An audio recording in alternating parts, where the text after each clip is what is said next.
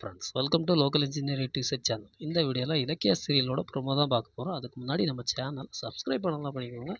அதாவது பார்த்தீங்கன்னா, இந்த ப்ரோமோவில் நம்ம என்ன பார்க்க போகிறோம் அப்படின்னு பார்த்தீங்கன்னா, ஏற்கனவே நம்ம இலக்கியா ஜானகிட்ட கௌதம் ரேவதியோட மகன் தான் அப்படின்னு சொல்கிறதுக்கு பெர்மிஷன் கேட்டுக்கிட்டு இருந்தா. ஆனால் ஜானகி ரொம்பவே கோவப்பட்டாங்க. நீ ஏன் மருமகளா அவ மருமகளா இதை பற்றி என்கிட்ட பேசாத, என் ஆசை தான் நீ நிறைவேற்றணும். அதாவது கௌதம் என்னோட பையன் தான், அவன் ரேவதியோட பையன் இல்லை அப்படிங்கிற மாதிரி அடிச்சு சொல்றாங்க. நீ இதை வந்து சொல்லவே கூடாது கௌதம்கிட்ட அப்படின்னு சத்தியம் கூட வாங்குறாங்க.